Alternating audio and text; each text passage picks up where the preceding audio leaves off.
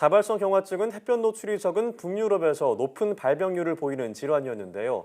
하지만 최근 국내 발병률도 높아졌을 뿐 아니라 증세도 심각해지고 있다고 합니다. 네, 오늘 내 몸 보고서에서는 다발성 경화증에 대해 자세히 알아보겠습니다. 서울대학교 병원 신경과 김성민 교수와 함께합니다.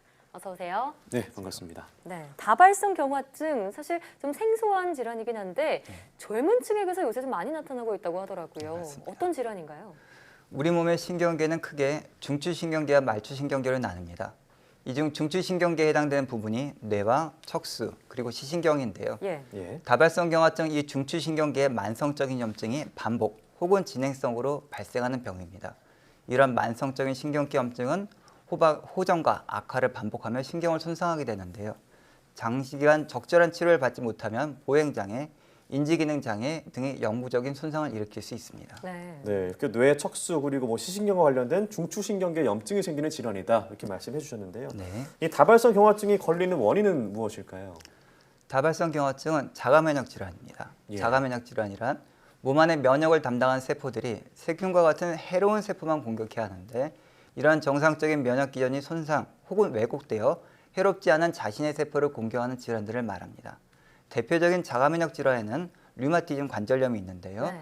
류마티즘 관절염과 다발성 경화증의 차이점이라면 류마티즘 관절염은 관절을 공격하는 데 반해 다발성 경화증은 중추신경계를 공격하는 질환이라는 점입니다. 네, 면역 체계의 이상 때문에 발생한다 말씀해 주셨는데 그럼 이렇게 신경을 전달하는 부위에 염증이 생기면 우리 몸에는 어떤 증상들이 나타날까요?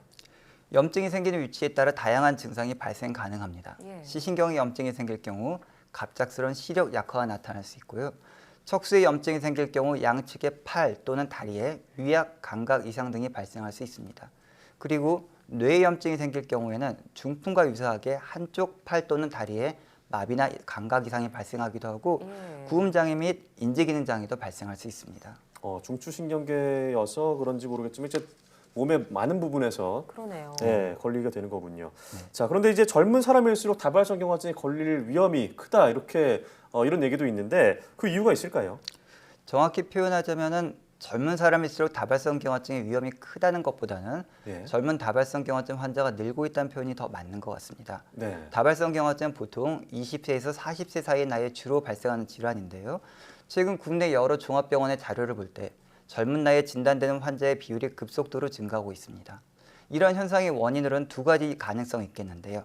국내 다발성 경화증의 중증도가 심해지면서 보다 어린 나이부터 증상이 발생하고 있을 가능성과 또 하나는 의료기술이 발달하면서 다발성 경화증이 좀 더 조기에 진단되고 있을 가능성이 있습니다. 네. 실제로 국내 다발성 경화증의 진단 및 치료 기술 또한 많은 발전이 있어 최근 환자분들은 첫 증상 발생 이후 평균 1년 이내에 진단되는 것 같습니다. 그렇군요.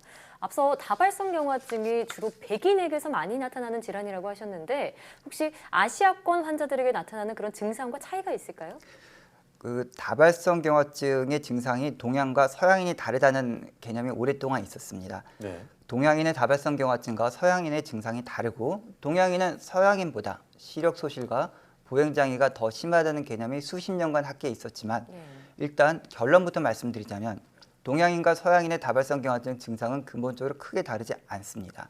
그럼에도 불구하고 이런 개념이 오랫동안 있었던 가장 큰 요인은 국내를 비롯한 아시아 국가의 시신경 척수염이라는 질환의 유병률이 매우 높기 때문입니다.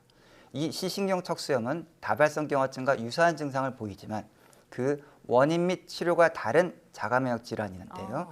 증상이나 MRI가 다발성 경화증과 비교적 유사하여 국내의 많은 시신경 척수염 환자가 과거에 다발성 경화증으로 진단을 받았기 때문입니다.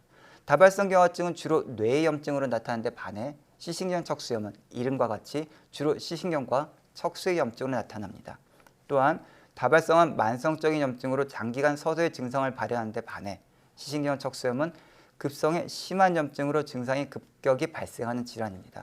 그간 국내뿐 아니라 외국에서도 이 두 질환의 감별이 매우 어려웠는데요. 2000년대 들어와서야 인체 혈액 내의 자가면역 항체인 항아쿠아프린4 항체가 시신경 척수염 환자에게만 존재한다는 사실이 알려진 이후 현재는 간단한 피검사를 통해 두 질환이 거의 완전히 구별되고 있습니다. 이 항아쿠아프린4 자가면역 항체 검사는 국내에서도 2015년도부터 의료 검사 허가를 받아 현재 활발하게 사용되고 있습니다. 네, 그런가 하면 이게 뇌에 걸리는 것과 이제 비슷해서 그런지 뇌졸중과 다발성 경화증이 좀 전조 증상이 비슷하다고 알려져 있는데요. 둘은 어떤 차이가 있을까요?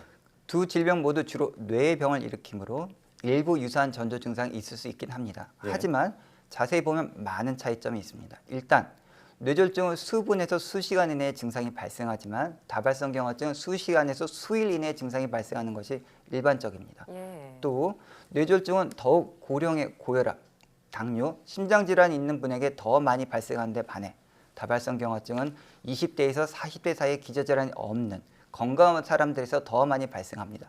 마지막으로 뇌졸중은 갑작스러운 시력소실과 같은 시신경염 증상, 그리고 양하지 위약과 같은 척수염 증상들이 동반되지 않습니다. 또 뇌 MRI를 찍을 때 무증상의 다발성 염증성 병변들이 다수 뇌실 옆에 관찰되는 것이 다발성 경화증의 특징이기도 합니다. 예. 또 증상 발생 수일 이내에 디퓨전 MRI라는 영상 기법을 이용하여 MRI를 촬영할 경우 급성 뇌경색과 다발성 경화증은 비교적 쉽게 구별되기도 합니다. 네. 뇌졸중과의 구별법 알려주셨는데 가장 중요한 건 빨리 알아채고 병원에 가는 것이겠죠? 네, 맞습니다. 다발성 경화증의 치료법은 어떻게 되나요? 일단 다발성 경화증의 치료를 위해서는 약물 치료와 재활 치료가 병행되어야 합니다. 약물 치료로는 자가주사 제제, 경구약 또는 병원에서 투약하는 주사 제제 등의 다양한 약제들이 있으며 그 효과와 부작용에 따라 1차 치료제에서 3차 치료제로 구별이 됩니다.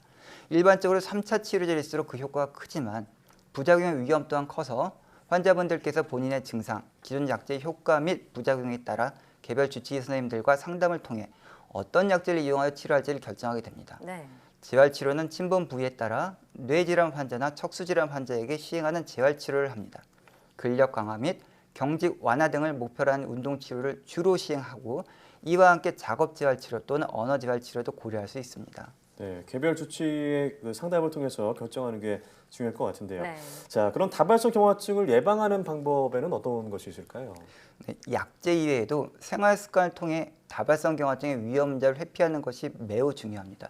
최근 국내 다발성 경화증의 유병률이 증가하고 젊은 다발성 경화증 환자들의 증상이 다소 심해지는 것으로 추정하고 있는데요. 이는 국내의 소화 비만 및 비타민 D 결핍증의 증가와 같은 환경 요인의 변화가 그 주요 원인으로 추정하고 있습니다. 따라서 야외 활동을 많이 하여 햇볕을 통해 자연적인 비타민 D 합성을 증가하고 운동 및 건강한 음식 섭취를 통해 소화 비만을 예방해야 합니다. 네. 많은 분들께서 궁금해하시는 음주와 카페인 섭취는 다발성 경화증의 위험도를 높이지 않는다는 것이 현재까지 연구 결과이니 적당한 수준의 술과 커피는 걱정하지 않으셔도 됩니다. 네. 요즘 날이 선선해서 야외에서 걷기 좋은데 비타민 D가 모자라지 않도록 좀 햇볕 아래에서 쬐는 것도 좋겠다는 생각이 드네요. 네. 오늘 말씀 잘 들었습니다. 네, 고맙습니다. 고맙습니다.